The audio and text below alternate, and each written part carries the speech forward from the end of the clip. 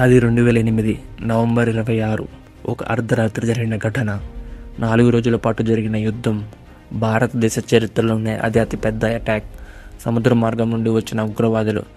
మొత్తం 175 మంది చావుకి, 300 మందికి పైగా గాయపడడానికి గల కారణం అసలు ఎవరు వాళ్ళు, ఎక్కడి నుండి వచ్చారు, ఎక్కడ అటాక్ చేశారు, ఎందుకు చేశారు, ఈరోజు మనం ఈ వీడియోలో తెలుసుకుందాం. అది అటాక్ జరగక కొన్ని రోజుల ముందు ఒక బోటు పాకిస్తాన్ కరాచీ నుండి 10 మంది టెర్రరిస్టులతో ఇండియా వైపుకు బయలుదేరింది. వాళ్ళు ఇండియా గుజరాత్ తీరాన ఒక బోట్ని హైజాక్ చేసి దాంట్లో ఉన్న 5 మంది ఇండియన్స్ని చంపి సముద్రంలో పడవేశారు. అది 26 నవంబర్ 2008 టైం 8 PM అవుతుంది. ఆ టైంలో ఆ 10 మంది టెర్రరిస్టులు స్పీడ్ బోట్స్తో ముంబై తీర ప్రాంతమైన బద్వార్ పార్క్కి పెద్ద పెద్ద బ్యాగ్స్తో చేరుకున్నారు. ఆ బోట్లో ఉన్న 10 మంది పాకిస్తాన్లోని లష్కర్-ఇ-తైబా పాకిస్తాన్ బేస్ ఇస్లామిస్ట్ మిలిటెంట్ ఆర్గనైజేషన్కి చెందినవారు. వీళ్ళు తీర ప్రాంతం చేరిన తర్వాత 2 డిఫరెంట్ టీమ్స్గా డివైడ్ అయ్యారు. వీళ్ళ దగ్గర బ్యాగులో AK-47 గన్స్, గ్రెనేడ్లు, RDXలు, IEDs ఉన్నాయి. వాళ్ళు 2 డిఫరెంట్ గ్రూప్స్గా డివైడ్ అయ్యి మెయిన్గా ముంబైలో 5 ఫేమస్ ప్లేసెస్ మీద అటాక్ చేశారు. దాంట్లో number 1 Taj hotel, number 2 Oberoi Trident hotel, number 3 Nariman house, number 4 Chhatrapati Shivaji Maharaj terminus, number 5 Leopold cafe. First ఇద్దరు టెర్రరిస్టులైన ఇస్మాయిల్ ఖాన్ అండ్ అజ్మల్ కసబ్ ఛత్రపతి శివాజీ టెర్మినస్ మీద అటాక్ చేయడానికి బయలుదేరారు. ట్యాక్సీలో వెళ్తూ వీళ్ళిద్దరిలో ఒకరు ట్యాక్సీలో ముందు కూర్చుని డ్రైవర్ని మాటల్లో పెట్టి వెనక ఉన్న అతను ట్యాక్సీలో టైం బాంబ్ని ఫిక్స్ చేసి ట్యాక్సీని బాంబ్ బ్లాస్ట్ చేయడం వీళ్ళ అటాక్లో ఒక భాగం. అలా టైం బాంబ్ని ఫిక్స్ చేసి ఇద్దరు CSTMకి చేరుకున్నారు.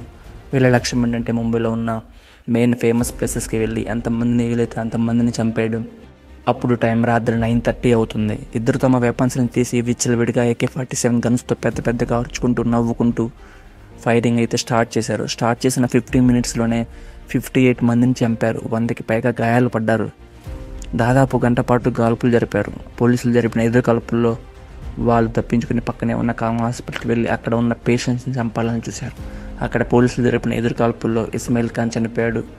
కసబ్ను పోలీసులు అరెస్ట్ చేశారు. తర్వాత సేమ్ టైం 9:30కి లియోపోల్డ్ కేఫ్లో కూడా ఇద్దరు టెర్రరిస్టులు Shoaib alias and Nazir alias firing start చేశారు. అక్కడ ఉన్న ఫారినర్స్ని, సర్వీస్ స్టాఫ్ని ఎవరిని వదలకుండా కాల్ చేశారు. వీళ్ళు జరిపిన కాల్పుల్లో 10 మంది చనిపోయారు, చాలామంది ఇంజ్యూర్ అయిపోయారు. ఆ తర్వాత పక్కనే ఉన్న తాజ్ హోటల్లోకి వెళ్ళి మొత్తం 6 బాంబ్స్ని ప్లేస్ చేసి పేల్చేశారు. దాదాపు 60 గంటల పాటు జరిగిన ఈ దాడిలో ఫస్ట్ డే 200 హోస్టేజ్ని అయితే సేవ్ చేయగలిగారు. చాలామంది ప్రముఖులు, ఫారినర్స్ ఇంకా హోటల్లోనే ఉండిపోయారు. అలాగే సేమ్ టైం మిగతా 2 ఫేమస్ హోటల్స్ అయిన ఒబెరాయ్ హోటల్ అండ్ నారిమన్ హౌస్లో కూడా అటాక్ స్టార్ట్ చేశారు. ఇదంతా తెలుసుకున్న మన NSG అండ్ మార్కోస్ కమాండోలు టెర్రరిస్టులు ఉన్న ప్లేస్ తాజ్ హోటల్కి వచ్చేశారు. లోపల అటాక్ చేసే వాళ్ళు మన టీవీ ఛానల్ బ్రాడ్కాస్ట్ అవుతున్న సిచ్యువేషన్స్ అన్నీ పాకిస్తాన్లో ఉన్న వాళ్ళ ద్వారా తెలుసుకొని లోపల తాజ్ హోటల్లో అటాక్ చేస్తున్నారు.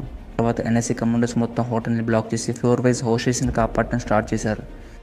ఇలా సేవ్ చేస్తున్న సమయంలో NSC కమాండో అయిన మేజర్ ఉన్నికృష్ణన్ చనిపోయారు. అలాగే ఒబెరాయ్ హోటల్లో ఉన్న 32 హోస్టేజ్ని కూడా ఈ టెర్రరిస్టులు చంపేశారు. తర్వాత NSC కమాండోస్ హెలికాప్టర్స్ని యూజ్ చేసి హోటల్స్ పై నుండి స్విచ్ ఆపరేషన్ చేసి మిగతా టెర్రరిస్టులని చంపేశారు. దాదాపు 4 డేస్ జరిగిన ఈ అటాక్లో చివరికి 29th నవంబర్ మార్నింగ్ 8 AM మిగిలిన 3 టెర్రరిస్టులను చంపి తాజ్ హోటల్లో ఉన్న హోస్టేజ్ని అందరినీ NSC కమాండో కాపాడారు. మొత్తం 250కి పైగా హోస్టేజ్ని ఈ కమాండో సేవ్ చేయగలిగారు. ఈ దాడిలో మొత్తం 175 మంది ప్రాణాలను కోల్పోయారు. అందులో 18 మంది పోలీస్ ఆఫీసర్స్, 26 ఫారినర్స్ కూడా ఉన్నారు. తర్వాత కసబ్ విచారణ 4 years కొనసాగి 2012 నవంబర్ 21 అతనికి ఉరి శిక్షను అమలు చేశారు. ఈ 26/11 మన దేశానికి ఒక గాయం లాంటిది. కానీ మన పోలీసులు, సైన్యం చూపిన ధైర్యానికి గుర్తుగా నిలిచిపోతుంది. భయంతో కాదు, బలంతో మన దేశం నిలుస్తుంది.